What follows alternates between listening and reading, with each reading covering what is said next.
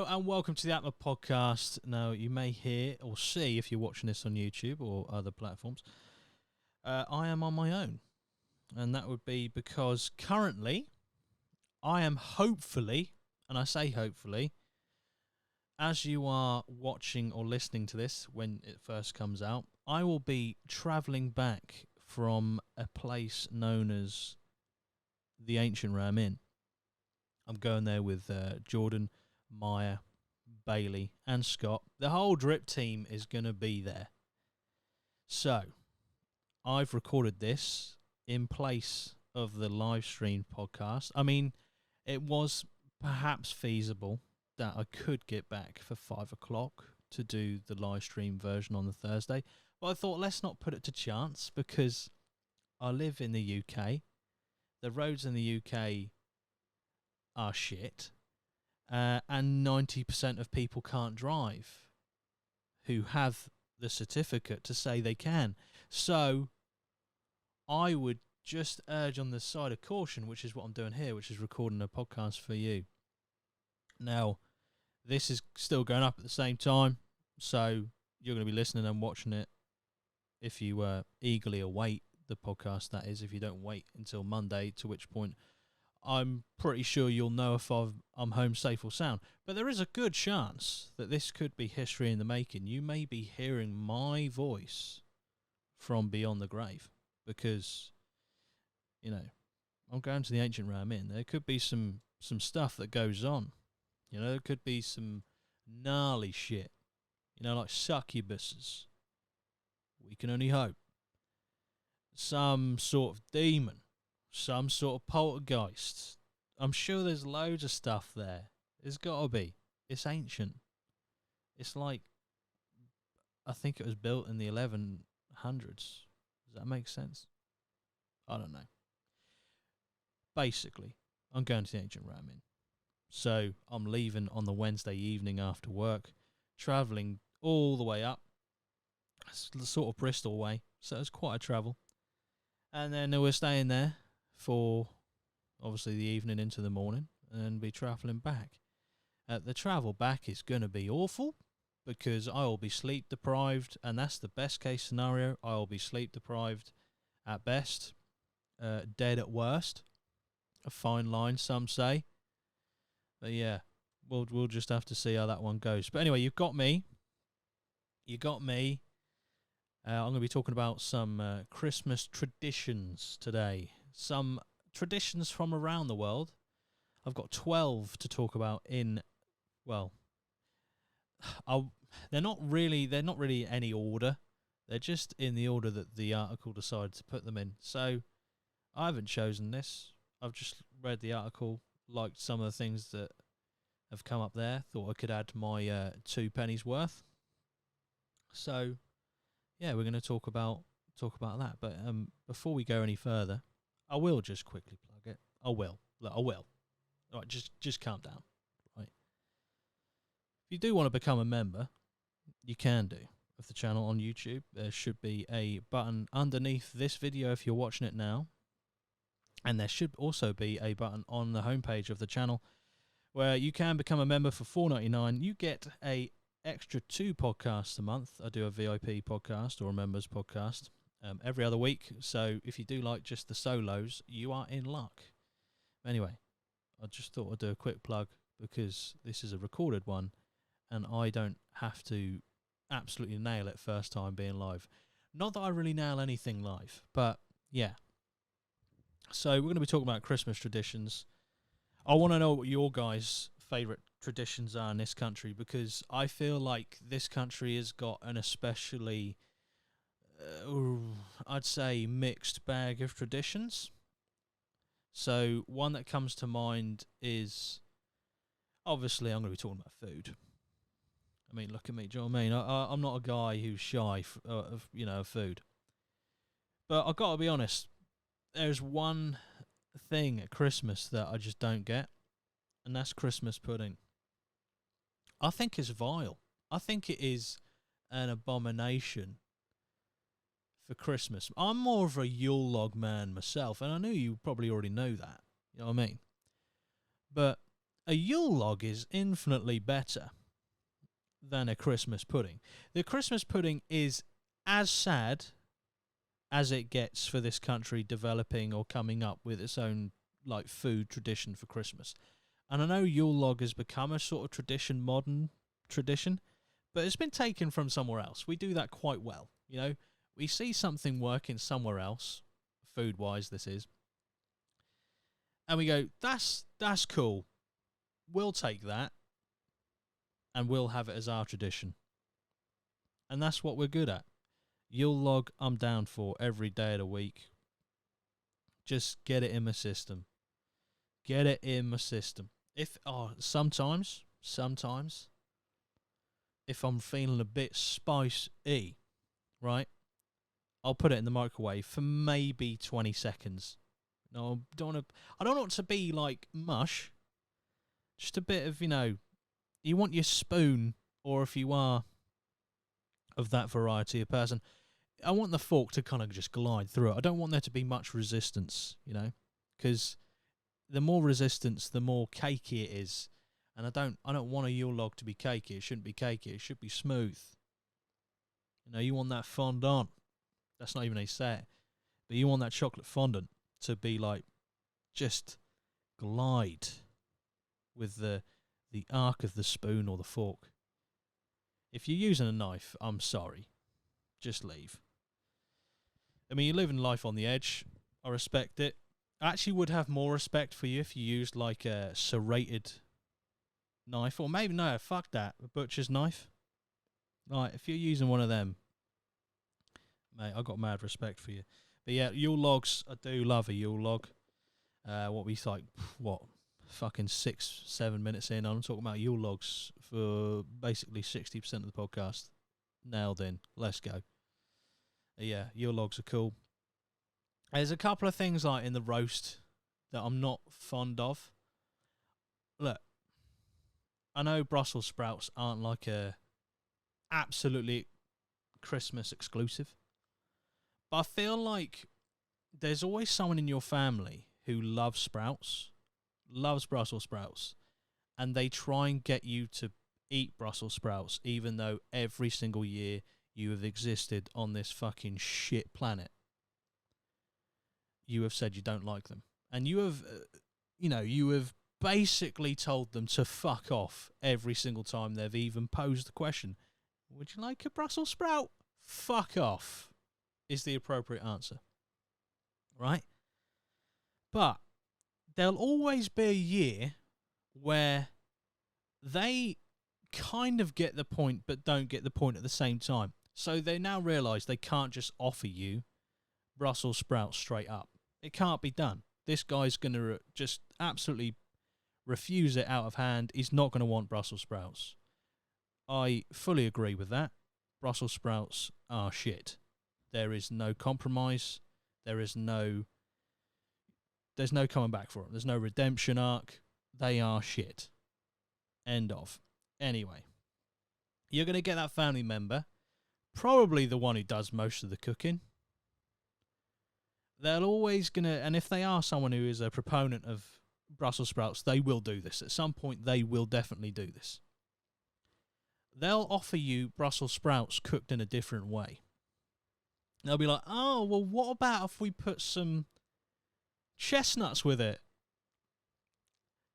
Oh, that's going to make a massive difference. So now I've got a fucking crunch of chestnut, which, by the way, take it or leave it as a nut, to be honest. I'm putting nuts on blast.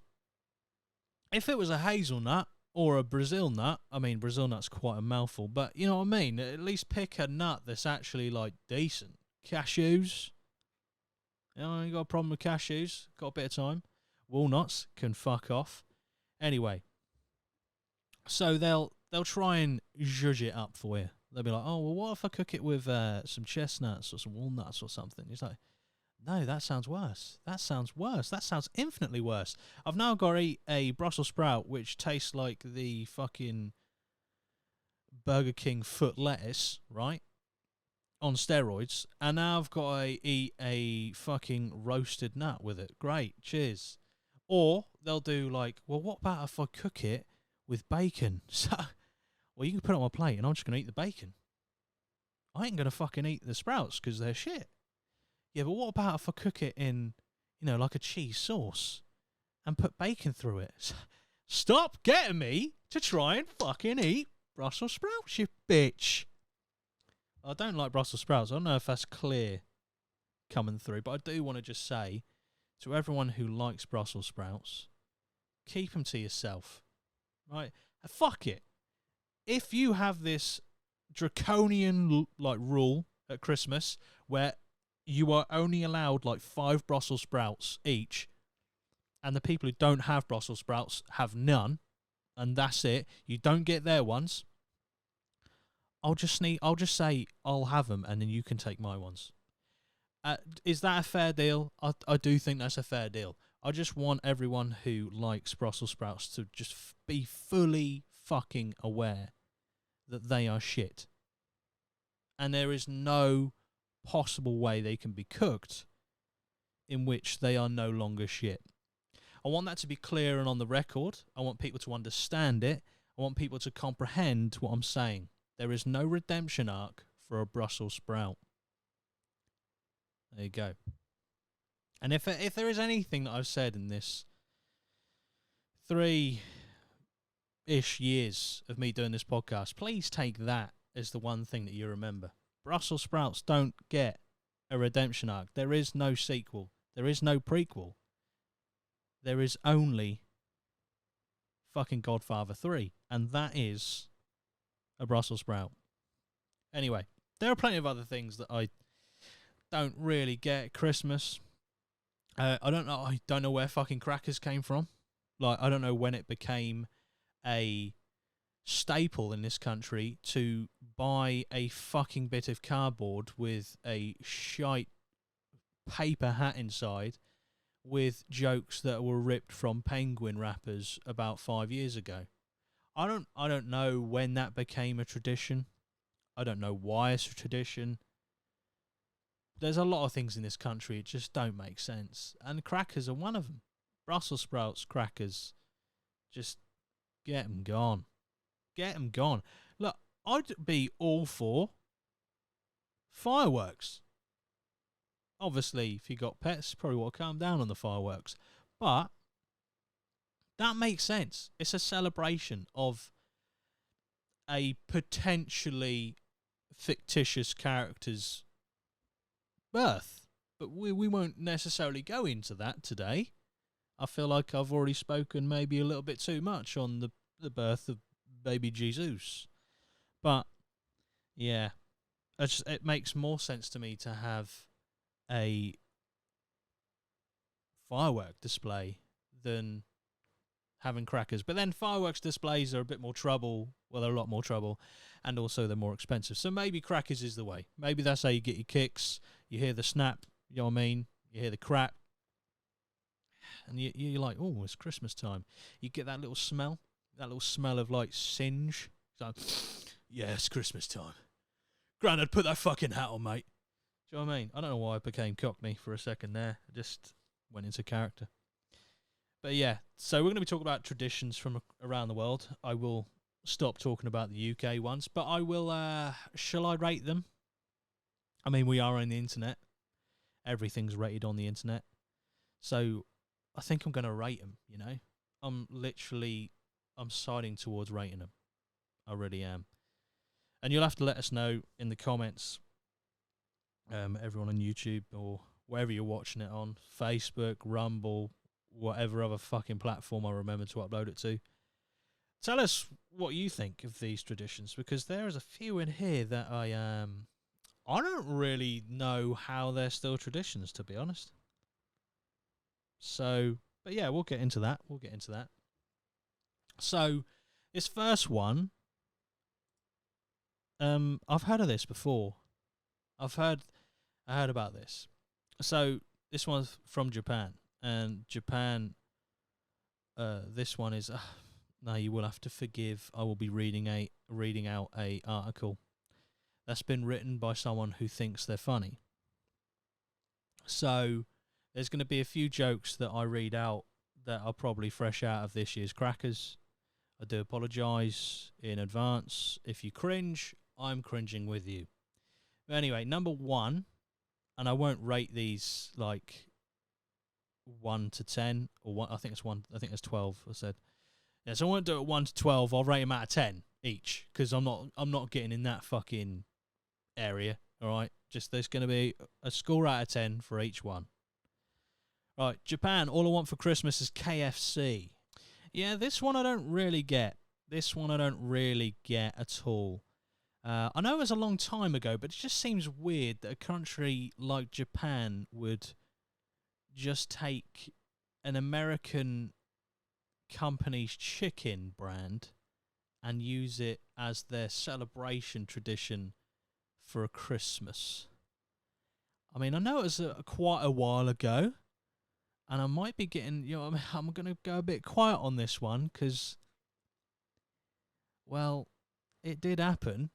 Do you know what I mean? I mean, they did get nuked fucking twice by the US. Look, I know we weren't exactly completely removed from it as a UK citizen, all right? But we didn't fucking drop the bombs. We didn't fucking do it. I mean, we didn't stop anyone doing it, but we didn't fucking do it. Where's the fucking roast at Christmas, Japan? Where is it? Where's the goose fat fucking potatoes? Where's the parsnips? Where's the fat pigs in blankets? That's all I'm saying. You're taking KFC, Kentucky Fried Chicken, and you're making it the national tradition of the country in which you kind of, you suffered a lot because of it.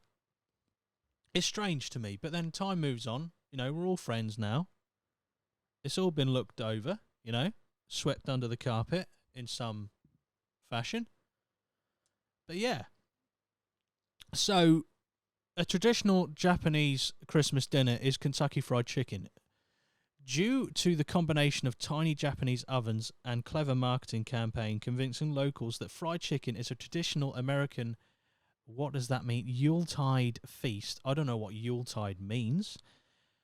Reservations have to be made to eat at KFC on Christmas Day. That is how fucking popular it is, right? Imagine, right, in this country, I don't know about America, never been.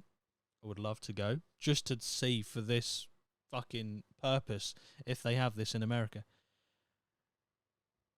In the UK, I don't know of anyone that's ever sat down in a KFC and eaten. I know there are tables and chairs in some KFCs. That's a fucking lie. That is a bald-face fucking lie. I know I have sat in a KFC and eaten, but that was easily about 10 years ago. Do people still do that? Do people go into KFC and eat? It's like the same as people eating in McDonald's. McDonald's I can understand a little bit more because, well, I'm guessing it's more popular than KFC in the UK, and I think there are more McDonald's than KFCs around. And also, they have them in places where there is more foot traffic. Sometimes, well, quite a lot of the time, there's a lot of foot traffic and car traffic or vehicle traffic. But I don't understand the reality we live in where people are having to make reservations to eat a KFC. Can you fucking imagine that? Just, you walk into a KFC, you're greeted by someone at the door. There's two of you, and he suggests to you, oh, table for two? Sorry? No, I just want a fucking zinger meal, you cunt.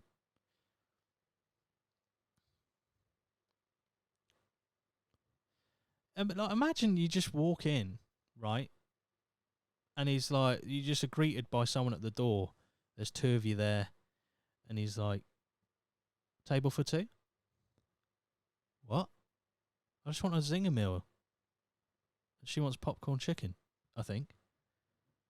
It is alien to me. Alien to me that this is a tradition. People actually have to make a reservation for Christmas Day to eat KFC in Japan. This isn't America.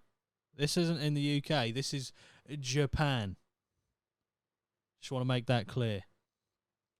During the run-up to Christmas, Colonel Sanders' statues outside KFC Japanese outlets wear Santa gear. Of course, they got all the merch. The chicken is served in a special holiday packaging.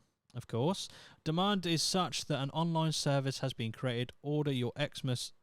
Oh, I said it. I read it as it was. I'm not fucking proud about it, but we'll move on. Order your Christmas family bucket in advance and have it delivered. I have never, ever understood the mentality about advertising anything food related involving the word bucket. Can you imagine, right? And it's going to be a bit of a left field turn, but we're staying with the bucket theme here. Can you imagine going to a service like maybe like an escort service, or stay with me, or, you know, you order a fucking prosy online. Can you do that? Is there an Uber prosy service? I don't know. And one of the main selling points is you get to fucking fool around with the bucket. No, thank you. No, thank you. That's a fucking yeast infection waiting to happen. Save the Hovis. Thank you very much. Yeah, so what do we think about Japan eating KFC on Christmas Day? I mean, for like countries' relations, I feel like that's an absolute complete 180. You know? How do you go from nuking the living fuck out of a country like, I don't know, 70, 80 years ago? Probably not even that. 70, yeah, it is about 80 years ago. 80 years ago.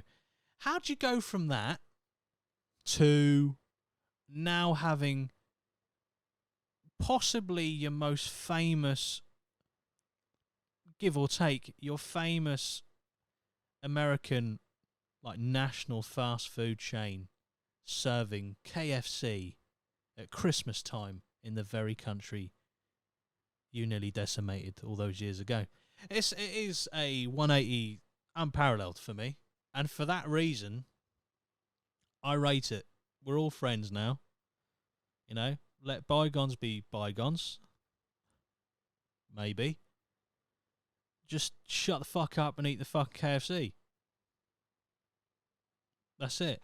I'll rate that a 7. Let's start out at 7 out of 10 for Japan eating KFC at Christmas. Right? Let me know what your rating is.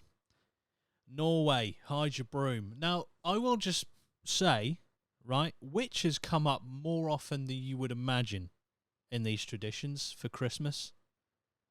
Halloween, nah. Christmas, the witches are out. Right, Norwegians believe that Christmas Eve coincides with the arrival of evil spirits and witches. It is only logical then that Norwegian households hide all their brooms before they go to sleep. After all, nothing spoils Christmas quicker than finding your broom in broken pieces at the front of a tree, trashed by some joyriding witch. Again, I do apologise. Some of the writing in this is some of it is potential jokes. They're trying to make jokes. That's fine. Everyone's allowed to try and make their own jokes. You know, some people like them, some people don't. I'm in the camp that thinks this person should burn alive, but here's what it is. Here's what it is. Anyway, so basically, Norwegians believe on Christmas Eve that is like the summoning of evil spirits and witches, because apparently witches can't be also evil spirits.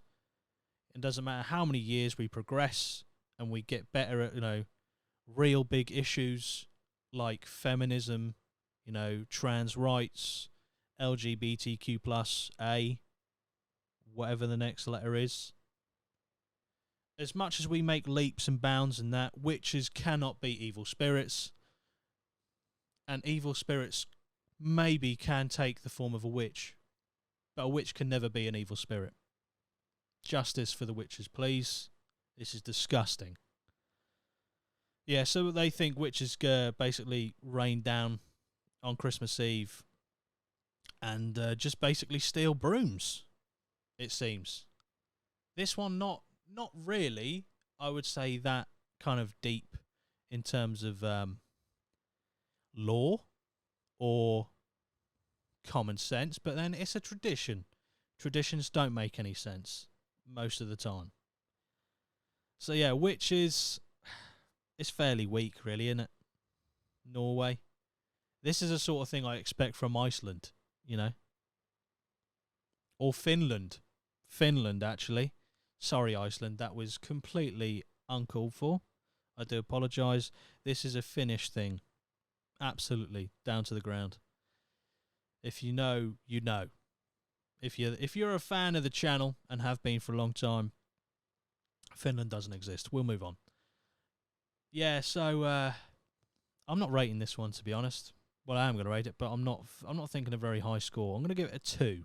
Norway, you get a 2.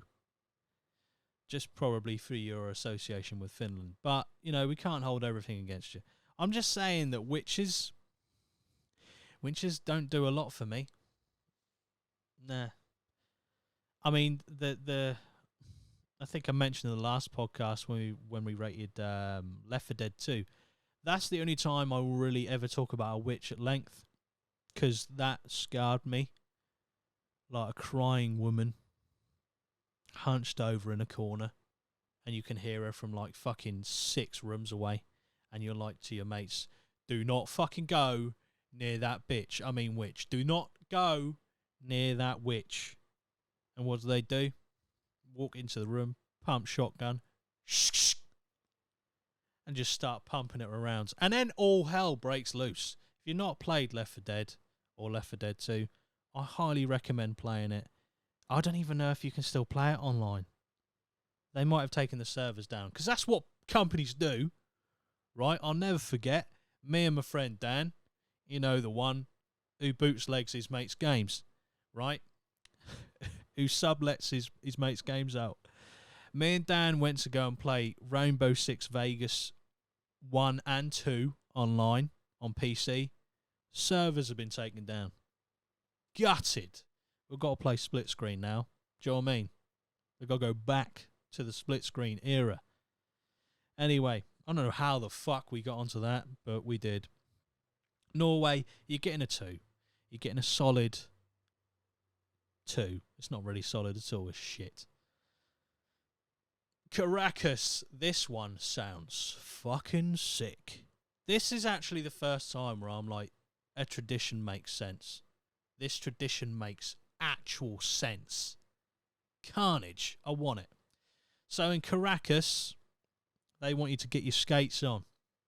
In the week leading up to Christmas, Venezuelans attend a daily church service called Misa de Aguinaldo. I think that might be the best one take of me trying to read any other language than English. I have not practiced that at all. And apparently it translates to early morning mass. I could have just read the thing in the brackets. I know. It is the only language I really have some understanding of. Not all. But in the capital, Caracas, it is customary to travel to the church service on roller skates. I mean, if you're going to go to a church service, you're going to make it fun, right? You can't just be walking or driving, listening to Jesus anthems, all right? You can't be in the car listening to Jacob's Ladder. You can't be listening to From the Tiny Ant in that car. It's got to be more of a bop, you know? You got to do a little remix of He's Got the Whole World in His Hands, you know? It's got to be a little bit more spicy. And that's exactly what I feel travelling to a church service on roller skates really brings. Because it brings potential jeopardy. Someone could fucking die. Let's go. In the name of Jesus and the Holy Lord himself. Father, take me onto thy via skate. I don't know, that didn't even make sense. You might potentially fucking go real quick. And you can do that in cars, and if you are pretty athletic, you can probably run pretty quick. But that takes dedication. That takes effort. Roller skates, all you need is gravity. I mean, it could be said the same for cars as well. But I feel you don't get the same rush unless you're in a convertible in a car. You don't get the wind in your hair. You know, you don't get the feeling of the breeze in your face as you're travelling, hurtling towards the bottom of a hill with no potential way of braking except collapsing into a various different array of surfaces that will potentially cause you harm. I feel like skating to church is the best form of getting to church. If I was going to have to go to church at any time of the year, I want to be skating. And I mean, like, I want there to be black ice on the roads and I want to be skating over it. Not with ice skates, just with roller skates, you know. So they go to church on church service on roller skates. They do this daily. Does they say how long for? Indeed, so widespread is the practice, many roads in the capital are closed until 8 a.m. to provide Christmas worshippers with safe passage. I feel like that is an opportunity missed. How cool would it fucking be? Imagine if you went to a church service, right, and there was a roller derby going on. Like, I'm talking like 12 to 6 elbows. I'm talking like fucking uppercuts midway through, like sliding past someone on a roller skate. That'd be sick. A roller derby to church would be great. Winner, if there is such a thing, a roller derby. I've never actually watched one. Not in its entirety, anyway. The winner gets all the wafers. You know what I mean? So, I mean, if we're going to go to a church, would I want to see people roller skating? Yes. Would I want to see carnage? Yes. In Jesus' name? Yes. It's actually a little known fact that when Jesus came out of that fucking cave after being crucified, he actually skated out. It's a fact. Look it up. I am going to say, I'll give it a 7, you know? 7. Say if KFC, same as KFC, 7. I'm giving it a 7 out of 10. Again, let me know what your ratings are. Austria. Now, okay, we're going into the territory which has got a little bit of questionable things going on here, but we'll just keep going. So, Austria facing your Christmas demons. Now, I didn't actually know, and I don't know still if this is an Austrian exclusive thing, but the way that this is worded leads me to believe it is. I thought this was German, and I know there's people going to be like, oh, they're fucking same country, blah, blah, blah. You know, fucking Adolf Hitler, he weren't German, he come from Austria. Do you know what I mean? Well, just chill out, all right? I mean, he may have come from Austria, but he didn't lead Austria into the fucking war, did he? Well, in Austria, St. Nicholas has an evil counterpart called Krampus. He is the bad cop to St. Nick's good cop, a demon-like creature with one task: to punish bad children before Christmas. That's a job, innit? That is a fucking job. Imagine being given that. It's like, right, this is your only responsibility. And I mean only responsibility. You are to punish bad children before Christmas. Men dressed in devil costumes roam the streets, carrying chains. Why? And a basket. This is great, this. So they carry chains and a basket for abducting especially bad children and hauling them to hell. It's certainly one way to keep kids off the streets. Some may say it's also a surefire way to kidnap and abuse children. But we move because it's a tradition, so it cannot be criticised like that. You know, there'll be people going, nah, it's not like that. It's not like that. You dress up, you have a bit of fun. Yeah, they get scared. Yeah, they cry. Yeah, they might be vulnerable, but it's all in the fun of Christmas. And who decides if they're bad? Like, Saint Nick, is he the one who's deciding? Or is Krampus deciding? You know, the fucking red dot on the map you've given a fucking costume, a fucking chain, and a basket for abducting children to. You know?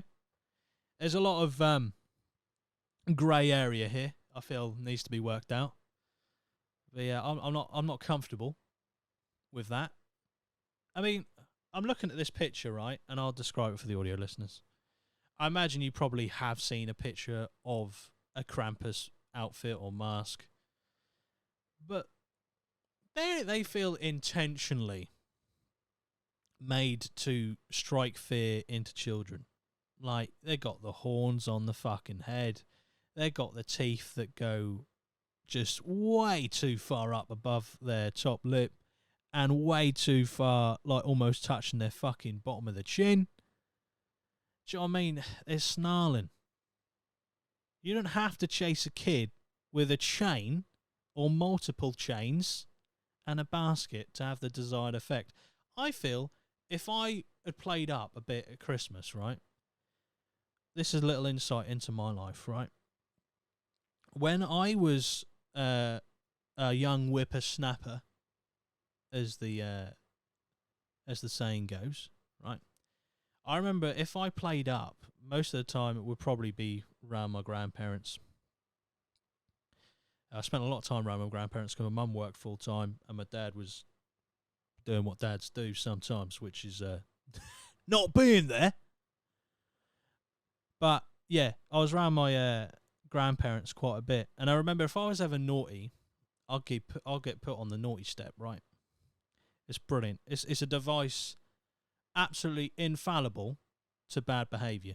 You know, it's like you go out there and you instantly become just like this God-fearing child with a halo above your head.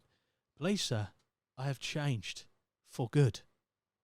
No, I will not fucking kick shit over anymore. I won't do anything bad ever again. It's a fucking lie, but you got to play the game. So whenever I was bad or I was naughty, I'd get put on the naughty step, right? This was last week. Jokes. I mean, I don't even think I've been on my grandparents' stairs, like even walked up them for a long time. But anyway, it's like the third or the fourth step up the stairs. Comfortable enough so you weren't like squatting on the floor, but not too high up that you felt that if you inexplicably out of boredom just wanted to pencil dive, that you wouldn't break your neck. We had risk assessments, you know. As a child, we knew no more than 5 steps if you want to do a pencil dive. That's the rule. So, yeah, you get the 4th or 5th step up, and you just sit there. And there's nothing to do. There's nothing to see, just magnolia everywhere. Surrounded by magnolia. Brilliant. It's enough to make you go insane.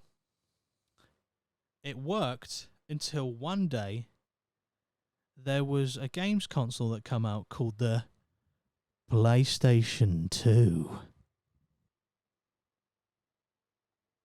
Fucking game changer. Because what happened then is that PlayStation 2 went upstairs in one of the bedrooms and we could play it, you know, not for hours on end, but we'd have a couple of hours here and there. So then it became very apparent that the quick and most simple way to get into the PlayStation 2 time was to misbehave.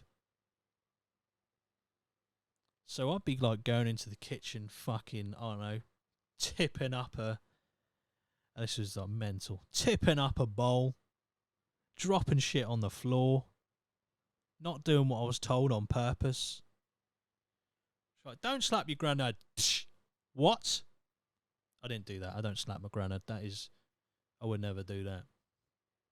But I would intentionally misbehave. And I'd be like, oh, does that mean I've got to go on the naughty step? And I'd be like, yeah, go on the naughty step. Go on the naughty step. You naughty boy. Fuck off. You were a mistake. Ooh, that one hurt. That hit. But anyway, you take the hit. You go up 4 steps, and it's important to do this, right? We're at number 4, and we're 40 minutes in. I will get quicker. Anyway, look. You take 4 purposeful and heavy steps up the stairs. And then the next 10, you tiptoe like a motherfucker, right? And you go into that room, you turn the PS4, you turn the PS2 on, and there you go. You got GTA Vice City, GTA San Andreas. Yes! I'm going around there. I'm doing a rampage or 2. I'm doing the fucking mission where you gotta fucking follow the train. Like 8 times. Because I don't really understand what the fuck I'm doing. I'm getting hydraulics done on my fucking car. I'm a boss. All while they think I'm a rehabilitated child. It's brilliant. It's literally a foolproof operation. It really is. But anyway, back to abducting kids with chains dressed like a woolly nonce. I don't really think this is a great tradition. This is one of the ones that I think is questionable. So I'm going to give this a 4. Number 4 gets a 4 out of 10. Not liking it that much. Interestingly, witches who thus far in this list haven't really had that much to do with abducting kids, I put at number 2. So you make your own decision about the hierarchy of the sort of seriousness of how I feel certain traditions are affecting the children in this one. But anyway, number 5. This is a completely, I will say it, this is a completely fucking moronic one. But I respect it. You've got to back your own on this. So, Catalonia. Pooping their way through Christmas. Welcome to the bizarre Catalan tradition of cagatillo, or defecating log. Brilliant. Absolutely fantastic. Locals in Catalonia create a character out of a log, drawing a face on it and giving it a hat. They then spend a fortnight feeding it fruit, nuts and sweets. On Christmas Eve, the entire family beats the log with sticks and sings a traditional song that translates to, "If you don't crap well, I'll beat you with a stick until the log excretes all its treats." It's hard to comprehend why this tradition hasn't caught on elsewhere. They also decorate the nativity scenes with, get this, small pooping ceramic figurines or figures, usually well-known characters, often drawn from that year's news. The figures always have their pants around their ankles. I don't know what the fuck's going on with this one. This is like someone has drawn in from all different areas of the most fucked up mind they can find and just made a Christmas tradition out of it. Shall we make a shit-looking log that looks like someone from the last year from the news, beat it with a stick after feeding it fruit and nuts, and make sure, if you do give it clothing, it needs to be around their ankles? I'm going to let the silence rain down on that one. That doesn't even make any fucking form of sense. There's no the only mention of Christmas is that they beat the log on Christmas Eve.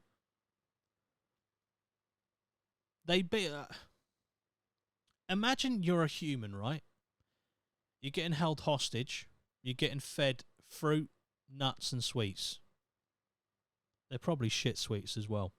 Why waste your good sweets on a fucking log that, let's be honest, is meant to look like a bit of shit? Imagine you're a human and they start beating you with fucking limbs from another human being. That's what it feels like as a log. You're getting hit by sticks and you're a log. You could be using their own limbs against them. That's a fucking existence I don't want to be part of. Strange. Catalonia, if you don't know where Catalonia is, that is a province within Barcelona, I think, in Spain. They have, I'm pretty sure, well, they've declared their own independence from maybe Spain or Barcelona for quite a long time. So I don't think it's officially recognised, but maybe we're getting an insight into the Catalonia way of life. And to be honest, you can stay as Spain. I'm giving that one a fucking 1. That's getting 1 out of 10. That can fuck right off. Sweden, yes, the home of the Yule. This is a cool one, right? It's a goat. That's all. No, I'll go into it. This unusual tradition at least has a lengthy history. It was first mentioned in the 11th century as a man-sized goat figure that accompanied St. Nicholas. Now it's a lot bigger. Cities across Sweden construct Yule goats at the beginning of the Advent every year, with the most famous being in, I want to say Gavle. That's my attempt. That's the only one you're getting. A straw structure that often reaches a whopping 40 feet. Unfortunately, it does attract people who want to turn it into a giant bonfire, being destroyed 36 times since 1966. What the fuck? It's just set alight. Literally just people look at it and go, do you know what? Fuck that goat. It's getting torched. 36 times.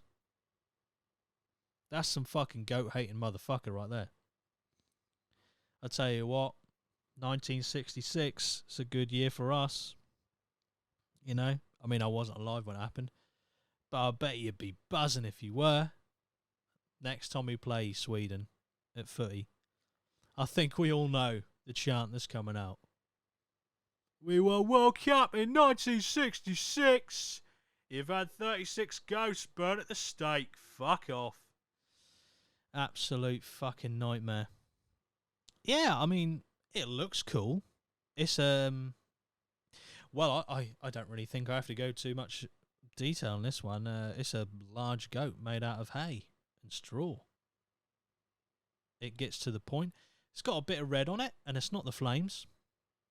I mean, I know it's tradition. I know it's tradition, and people don't like changing traditions. But you would have thought if 36 times it's been destroyed since 1966, you would have thought maybe they might make it out of something that might be better resisting to fire than straw. I don't want to change your tradition. Sweden, you do you. You do you. You got the meatballs, you got IKEA. You're doing well for yourself, right? But what I'm saying is maybe fire retardant materials might help a little bit. Take it or leave it. That's all I'm saying. What are you rating that one? I will say maybe a 6. Maybe 6. I mean, it is cool. Could possibly push to a 7. I like the fact that it's just a massive goat. I'm a simple man. I like big goats. I like big goats. Number 7, Guatemala. Welcome to the list. So in Guatemala, cleanliness really is next to godliness. Locals believe that the devil and other evil spirits live in the dark, dirty corners of your home. Therefore, they spend the week before Christmas sweeping up, collecting rubbish, and then piling everything in a huge heap outside. Finally, an effigy of the devil is placed on top of the whole thing and is set on fire. It's called La Quema del Diablo, the burning of the devil. The idea for Guatemalans is to burn all the bad from the previous year and start a new year from out of the ashes. I love the idea, the kind of mantra behind burning the bad from the previous year and entering the new year with a fresh slate. But I do believe there may be a conspiracy with this one, and it is something I've literally just thought of. I want to see the stock prices of Johnson & Johnson, the people who make Flash, not the character, but the products, Flash, the cleaning products. I want to see their stock price towards Christmas, specifically from the effects of Guatemala. Because all I'm saying is, if you tell people over and over again, generations down the line, if you don't clean the first week before Christmas, and when I mean you clean every fucking day that week, you don't have one day off. You're cleaning all day, every day. It's fucking happening, right? If you don't do that, you'll never have a good life. You'll always be inviting evil spirits and devil to mess with you, to possibly harm you. Who's not going to go out and buy like 15 packets of Flash wipes? Who's not going to go get some detergent? Who's not going to go buy a mop? You buy the mop to stop the evil spirits, of course. I think it's a conspiracy that has got legs. I'm going to call it El Diablo Conspiracy. That is so poor. But I do like the mantra of getting rid of the bad and then starting the year as fresh. You know what I mean? I do like that, but I just think it's a bit... I don't rate it. I don't like the idea of cleaning, to be honest, for a week. For an hour, I'm fucked off. For a week, I want the devil to take me. So fucking, I'll join you, mate. Lucifer, are you recruiting my boy? I'll give that one a 3, just because I don't like cleaning. Nah. And I ain't got any, stocks or shares of Johnson & Johnson. I'll be interested to see if Johnson & Johnson actually do make the Flash stuff, because if they don't, I mean, the whole joke doesn't even work, does it? It's not even that funny. It is what it is. Number 7. You got you got 3 there. For I forgot the name. Guatemala. You got 3 for your tradition. Number 8. Now I don't know how recent this article is, but we'll see. Because Ukraine deck the halls with spider webs. Most of those halls are now obliterated. Let's be honest. Putin bad. Zelensky good, right? Team Zelensky. You know what I mean? That sounded insincere, and it probably was, because I don't fucking know who the good guys and who the bad guys are. Do we? Do we fucking know? Do we fucking know? Anyway, in addition to the standard tinsel, fairy lights, and baubles, Ukrainians like to throw an artificial spider and web on the tree as well. I do like the idea of that. It's a bit more... I don't know, it's something different. I remember when the kind of... Was it a kind of fad?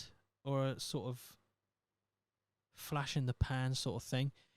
I remember as a kid, right, the edible baubles came out and people lost their shit. So you put Freddos on the fucking tree and you fucking eat them? Get in. I'd still do it now. Fucking get them. Well, obviously it costs a lot more now. But back in the day, individually foil wrapped, crisp to fuck Freddos. Didn't have to be Freddos either. You could get just normal baubles that were made out of chocolate. Again, wrapped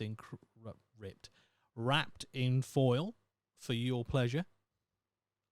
Only thing is, though, if you had a moderately warm house, they'd start to melt. And if you got like a really cheap pack, like sometimes the foil didn't go all the way round, like wrapped properly, so you get little bits of chocolate just melting and then seeping through little gaps in the foil. Not a good time, especially have a carpet at home, which, let's be honest, when we were all kids, you probably had a carpet. Yeah. Don't want to be trying to pick that melted chocolate up for the carpet. Nah, that's not a good time. But I do remember they first came out, I was like, this is different, and I rate it. You know, being a fat kid, I was like, chocolate on a Christmas tree? Ready, Mum? Where's the next pack? Give it to me, you bitch. But anyway, yeah. Props to Ukraine for doing something different, I guess. The tradition has its origins in the old tale of a poor woman who couldn't afford to decorate her tree and woke on Christmas morning to discover a spider had covered it in a glorious sparkling web. It's for good luck. It's not about poor housekeeping. So it's kind of juxtaposed to the Guatemalan one, I guess. I mean, it's not a very deep tradition, but I like the idea of just doing something different with a Christmas tree because, I'm so past just tinsel being on a fucking tree, having fucking the same lights for the last, 10 years. Let it fucking change. My mum has got this, I wouldn't say obsession, but borderline. She loves nutcrackers. And I mean, not like a physical nutcracker thing. I mean, like the figurines of nutcrackers. Always at Christmas, she gets them out. Always. I don't get the appeal. Don't understand it. But I'm like, all right, it's something a bit different. It's something a bit different. And I respect that. I don't like them. I think they look abysmal. Sorry, Mum. It's your house. You do what you want. You do Christmas your way. I'll do Christmas my way. But yeah, at least there's something different. I don't like there are some Christmas decorations that I'll never get on with. Tinsel is one. I fucking despise tinsel. Why does tinsel exist? It was never, ever good to look at. It's noisy when you're trying to, handle it and shit. It feels horrible in your hand. There. Not for me, thank you. But yeah, at least Ukraine are doing something different, or were doing something different, because I imagine there's probably not a lot of Christmas trees going up in homes in Ukraine, for obvious reasons. I'll give that one a 5. I'll give it a 5. I'm pretty harsh on these ratings today, but we have got 4 more to go. So don't worry. Don't worry at all. Portugal. Let's go. I feed dead people. And that is all you need to know. So, Portuguese rock up to Christmas dinner, and then are like, right, where's Uncle Terry sitting? Do you reckon there's anyone who's Portuguese called Terry? That's a quality thought. Do you reckon Terry's a popular name in Portugal? I doubt it. Right. During Consoda, the traditional Christmas feast in Portugal, otherwise known as the Nando's Feast, families sometimes set extra places at the dining table for deceased relatives. Nice thought. It's thought that the practice will ensure good fortunes for the household. In some areas, crumbs are left on the hearth. I think, I'm pretty sure that is something to do with a fireplace, a hearth. So I'm going to go with that as well. And you thought feeding all your living relatives was hard enough. I know, kill me. Fucking kill me with these jokes, mate. Yeah, so they basically... dead relatives in their family. Like, cool. We'll lay a place for them at the table, even though they're deceased, out of respect. It's meant to bring good fortune on our family and our household. I rate it. It's a nice gesture. What do you reckon they have? I don't know. Look, the only thing I know about Portuguese cuisine is literally Nando's. And I guarantee if you went to Portugal and you showed them Nando's, they'd probably be like, what the fuck is this? What the fuck is this? You're charging fucking £4.50 for mildly spicy rice? Are you real? Are you an NPC? But yeah, I wonder what they actually do have. Do they praise Cristiano Ronaldo? I mean, they should do. He's pretty much a god from that part of the world. It's strange thinking about what other countries do as tradition for Christmas, because you don't really see, unless you're from a multicultural family, which, as I've proved in my 23andMe results, you really can't get more one-sided in a ethnic group than me. I am 100% almost British, Irish. I've got roots in basically everywhere in the UK that you'd expect based on my appearance. Not so much from anywhere else, really. Some European, All countries with overwhelmingly Caucasian, occupants or citizens, which makes sense because I'm the most pasty white guy going. Like, I am white. Like, imagine a Caucasian, make them whiter, and that's me. The only reason I'm not purely Caucasian is because my cheeks are red. They're rosy red. But if I didn't have that, you would not be able to tell between a sheet of paper and my face. It's impossible. It's not possible. Anyway, Portugal, they feed dead people at Christmas. It's a nice gesture. I mean, might be nicer to go and feed the starving, the ill, the homeless, who are still actually living and not necessarily your relative. That might bring some good to your household, but I'm not going to judge you. It's a time of grief. It's a time of, celebration. You do you. I do like the idea of, feeding the dead, even though you don't actually save them any food. So, that's another question for another day. I'll give that one a 6, maybe, because I like the sentiment. I do. But yeah, it's Portugal.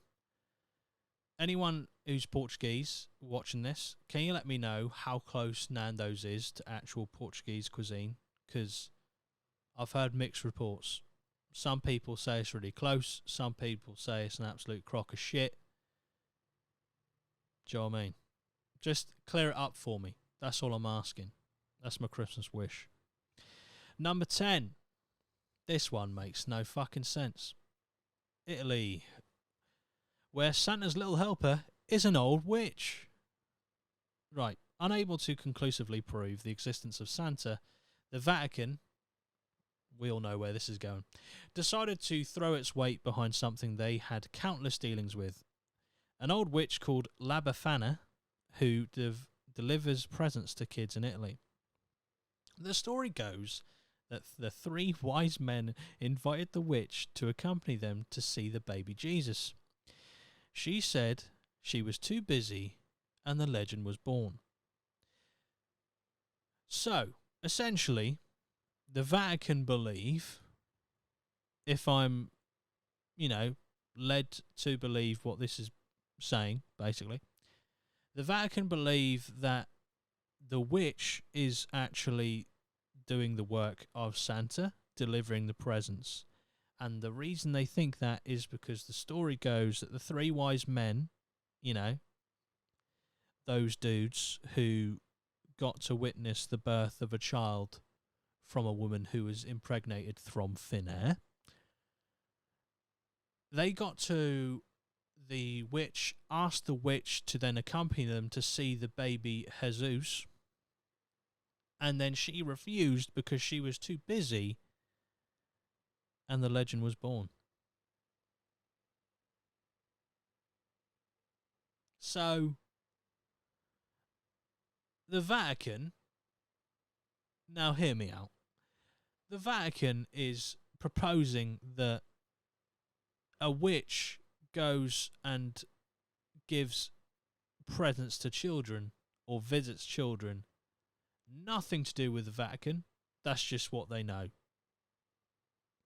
Don't know if you've heard, everyone, as the Vatican, we believe that there is a witch who goes out there and visits children. You know, just to let you know, sometimes gives them a present. Sometimes presents they didn't want. Sometimes presents that could be in another part of the world lead to a police investigation and some convictions. But there's a witch out there. All right, just stay safe. And do you know why we know that?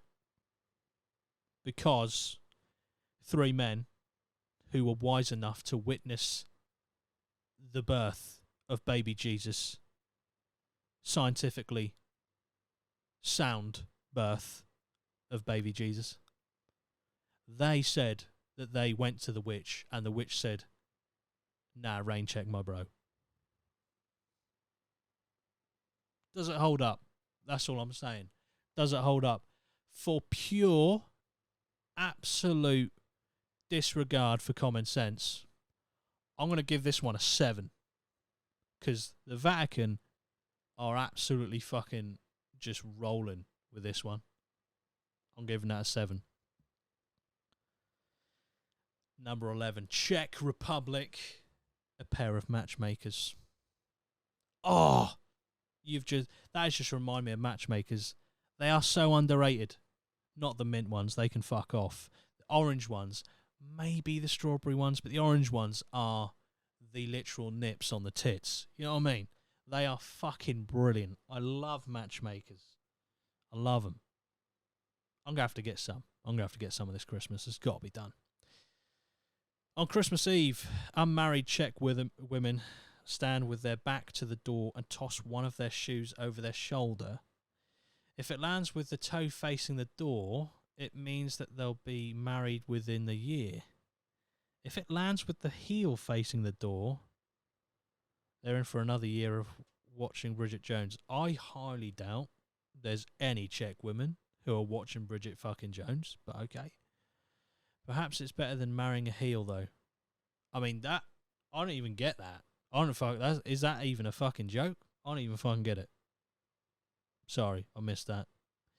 Anyway, so Czech women line up at the door, with their back to the door, throw a shoe over their shoulder. If it lands with the toe facing the door, they're going to get married. They're happy. Usually it's like, I like the idea you just throw a shoe over your shoulder. It's not something more representative. It's not like a flower or like a bit of clothing that's associated with wedding, like a veil or a bit of, I don't know. Just something a bit more elaborate than a fucking shoe. But anyway, they throw a shoe over their shoulder. Which shoulder, I don't know. Doesn't say. Don't know if it matters. If it facing with the toe facing the door, if it lands with the toe facing the door, they're going to get married within a year. If it lands with the heel facing the door, then they're in for another year of being unmarried. That's a horrible tradition, because that, in my mind, is just pure chance. I mean, it depends how you throw it, what position you have it in your hand. There's some women who are like, just try and get the toe facing as if it would face the door and just kind of throw it back straight. No uplift. Trying to get that toe facing that fucking door just to make their mums proud. It's like, I'm going to get married now. And then they're just like, look at her and like, no one's marrying you, you fucking bitch. So harsh. Why do these traditions exist? Like, there's no way this lines up with a bloke. Like, a bloke witnesses it, sees that the shoe lands with the toe facing the door, and is like, shit, I've never seen her as marriage potential before. I must plunge that clunge. And to secure that clunge, I must plunge that clunge with a ring on the finger, the wedding finger, preferably. I do apologise if any of you have just thrown up, because I just said plunge that clunge twice. You really get it all on this podcast. You really do. I'm a man of, I know my words. All right. I do good words. Words do good. Me. Do you know what I mean? Stay hydrated, everyone. I'll tell you what, doing a solo podcast, right, does take a bit out of your throat. But I'm doing it. I'm soldiering on. We've got one more left to do after we've rated this one. I mean, this is not a very nice tradition, just because it is purely chance. So you could be incredibly upset at Christmas. It could potentially. Imagine if you're like, let's just say you're like 30, 31. You haven't really got a lot of, potential matches,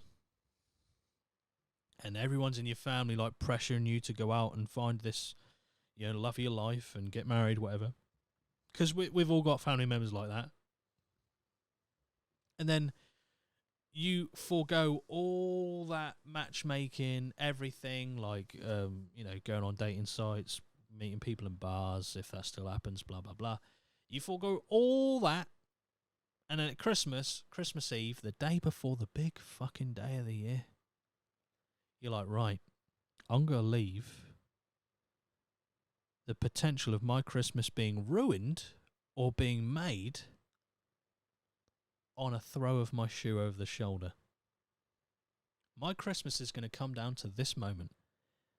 That fucking Converse better land with that toe facing the door. Otherwise, the suicide note's ready. That's all I'm saying. I just feel like that's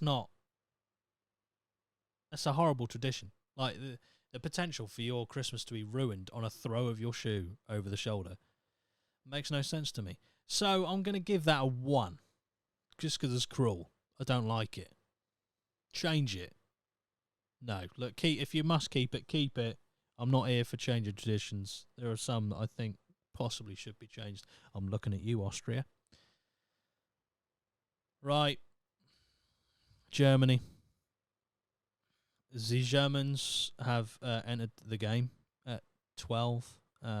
This one's titled Fill Your Boots. So let's see what's in store.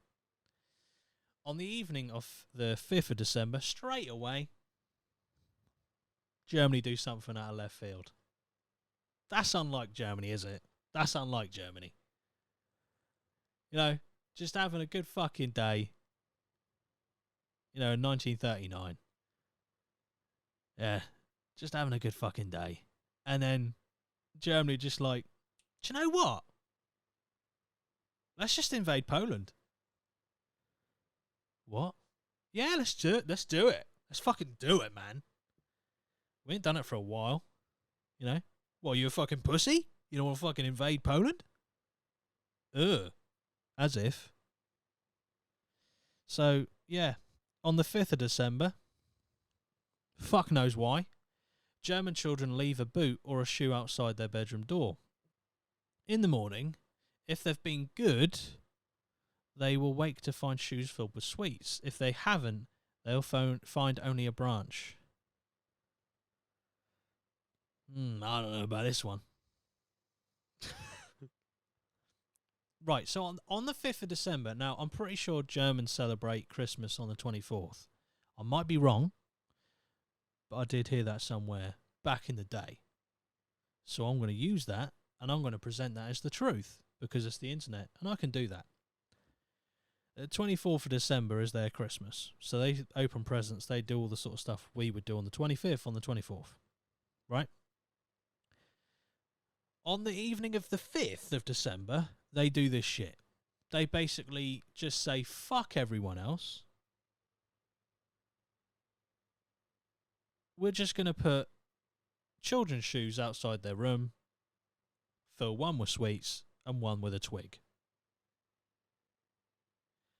If anyone asks why, we just say, "Vis will ask the questions." That's a very simple answer. It will stop everyone in their tracks. No one will question it anymore. Let's go with that. That's such a strange... I mean, all of these are strange, really, if you think about it. But this one's strange even if you take my UK hat off. It's not. It's literally closer to November. For one, they only leave one shoe, not two, outside the bedroom door, and it's either filled with sweets or a twig. What the fuck is the branch or the twig got to do with being bad? I tell you what, stick a fucking pack of Micados in there. You got both.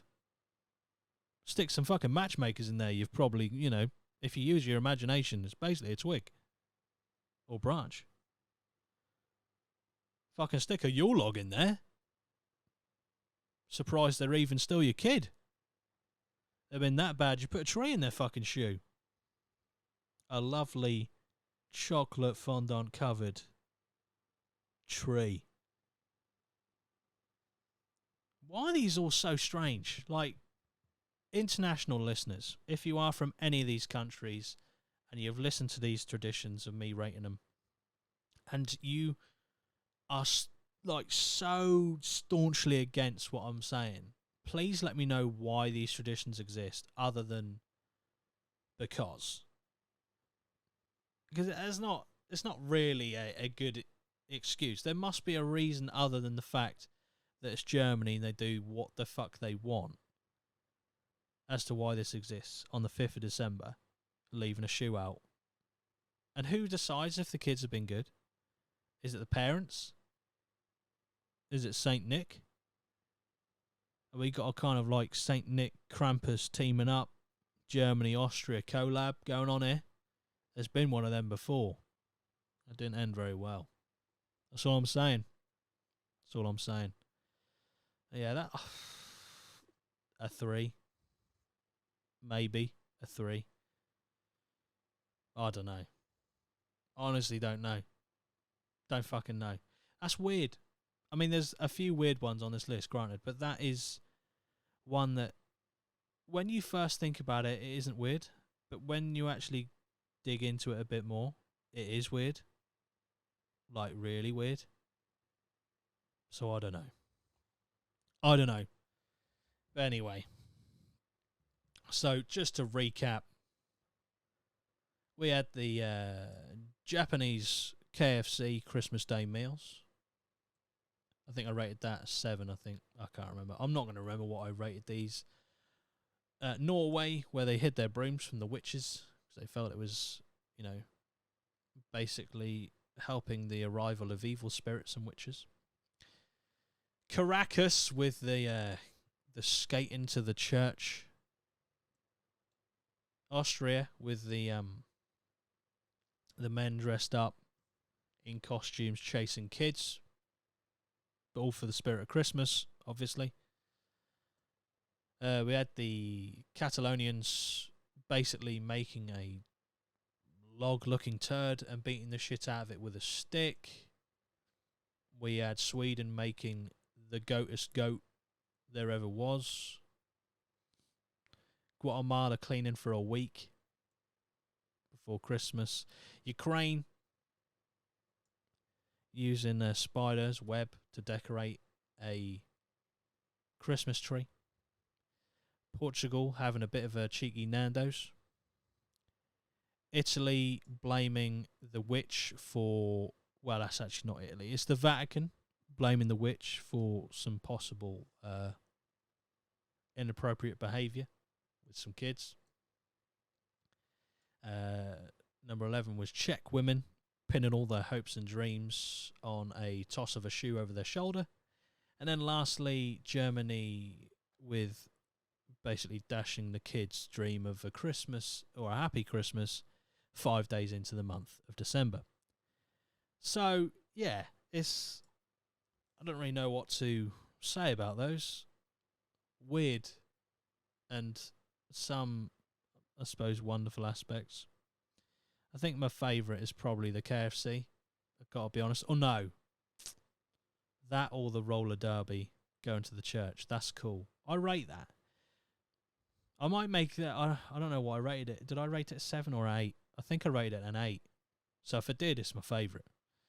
So, Caracas, Venezuela, you have won their prestigious prize of the Lozzie endorses this Christmas Tradition Award 2023.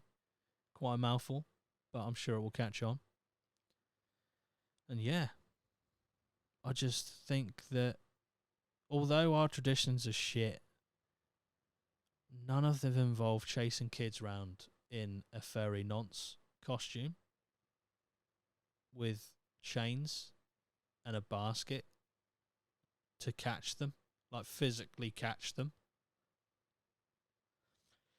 Austria, you got a lot to explain. You got a lot going on, my brev. It's not looking good. It's not looking good. Yeah, thank you for watching. Thank you for listening, wherever you are. I hope you're having a fucking great day, whatever you're doing. And hopefully, like I said, I'm back alive after the ram in. I'm sure you'll hear all about it. So, yeah, let's just hope that the car journey doesn't involve me driving back via a ditch or a dike or a petrol station or a wall. There's a lot of things I can crash into. That's what I'm saying, basically. But yeah, thank you for watching, everyone, and listening, wherever you are. And we'll see you in the next one. Up the APMA. Bye-bye for now.